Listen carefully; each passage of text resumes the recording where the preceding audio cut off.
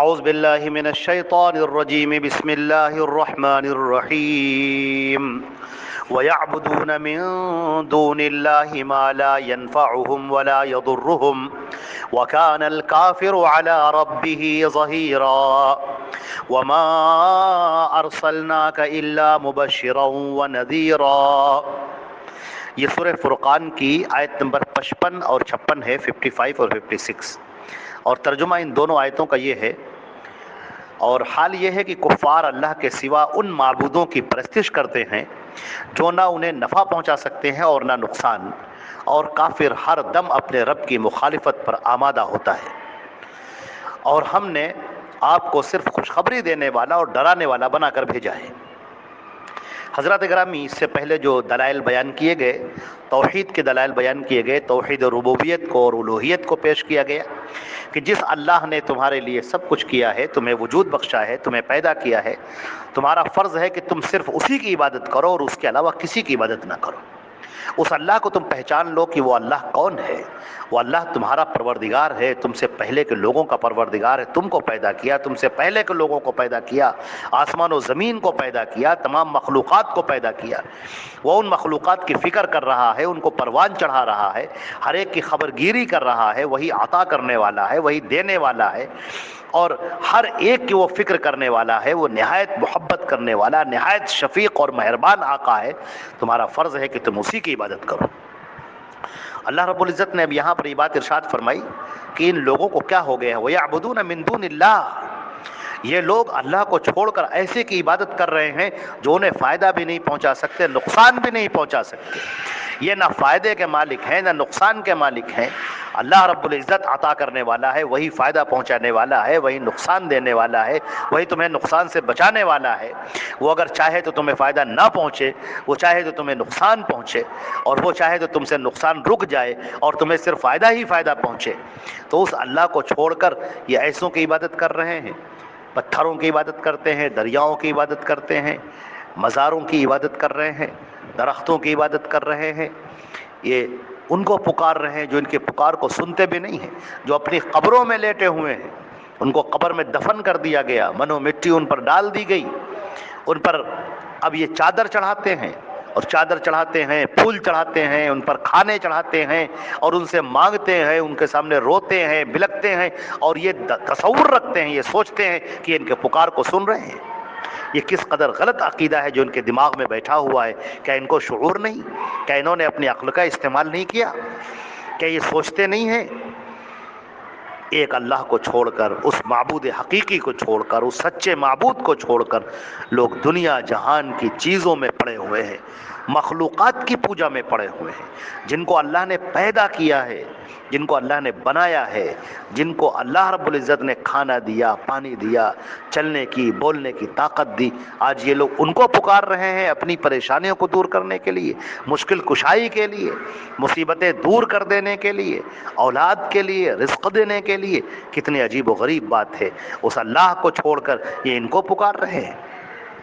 وہ اللہ جو مالک کائنات ہے، جس نے اس پوری کائنات کو بنایا ہے، جو پوری دنیا کے نظام کو تھامے ہوئے ہے، جو تمہاری فکر کرنے والا ہے، جس نے تمہیں ہر طرح سے نواز رکھا ہے، جو آسمان سے پانی برساتا ہے، زمین سے غلے اگاتا ہے، اس اللہ کو چھوڑ کر تم ان چیزوں کی پوجا کر رہے ہو جو مخلوق ہے، جن کو اللہ نے پیدا کیا ہے۔ کہاں مخلوق اور کہاں خالق؟ کیا دونوں کا کوئی جوڑ ہو سکتا ہے؟ کیا دونوں کی کوئی برابری ہو سکتی ہے؟ ممکن ہے کیا دونوں کی برابری ہو؟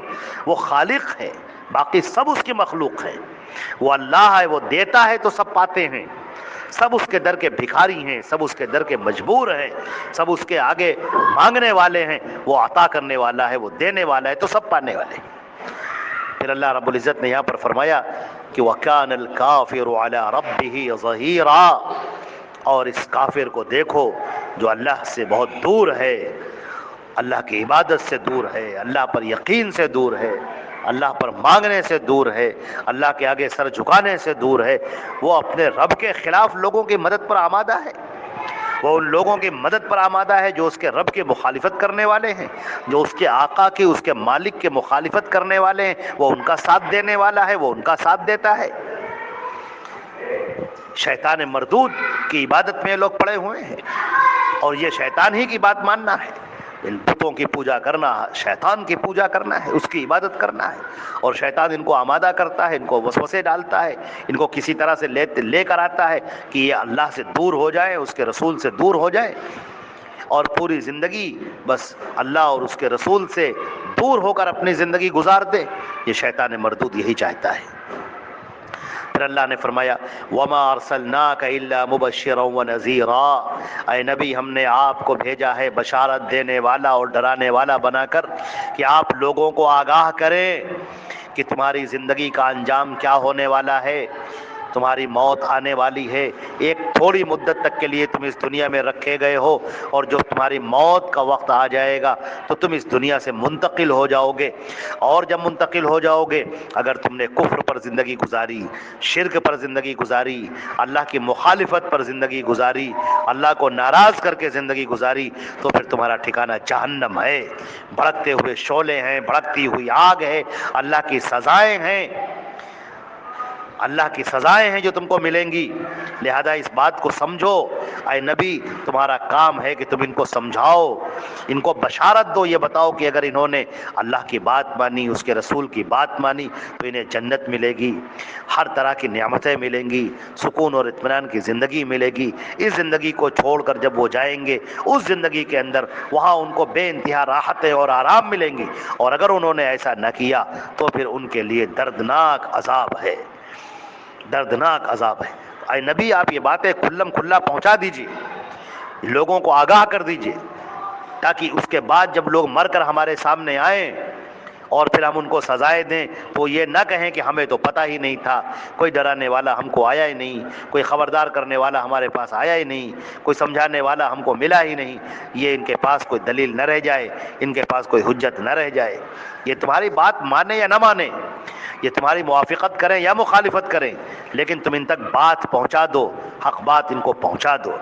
اب ان کو ماننا ہوگا تو مانیں گے، نہیں ماننا ہوگا تو نہیں مانیں گے، ان کی اپنی زندگی، ان کو چھوڑو، لیکن تم ان تک بات کو پہنچا دو، حق کو پہنچا دو، سچائی کو پہنچا دو، سچائی کی اس روشنی کو ان تک پہنچا دو کہ اگر تم اس روشنی میں آنا چاہتے ہو تو آ جاؤ، اور اگر تم اس روشنی سے دور بھاگنا چاہتے ہو، تم کفر اور ضلالت اور گمراہی میں مرنا چاہتے ہو تو تم مرو، لیکن یاد رکھو کہ دردناک عذاب تمہارا انتظار کر رہا ہے، اللہ کی سزائیں تمہارا انتظار کر رہی ہیں، اللہ کا غضب تمہارا انتظار کر رہا ہے، اور اگر تم ایمان لے کر آتے ہو، اللہ اور اس کے رسول کو مان کر آتے ہو، اللہ اور رسول کی فرما برداری کر کے آتے ہو، تو نعمتیں تمہارا انتظار کر رہی ہیں، آسائشیں انتظار کر رہی ہیں، تم خوش ہو جاؤ گے، تمہارا کلیجہ ٹھنڈا ہو جائے گا، تمہاری آنکھیں ٹھنڈی ہو جائیں گی، تمہاری طبیعت خوش ہو جائے گی اللہ کی ان نعمتوں کو پا کر جو نہ کسی آنکھ نے دیکھی ہوں گی، نہ کسی کان نے سنی ہوں گی، نہ کسی کے دل پر اس کا خیال آیا ہوگا۔ تو اللہ رب العزت ہم کو اور آپ کو عمل کرنے کی توفیق عطا فرمائے۔ وآخر دعوانا الحمدللہ رب العالمین۔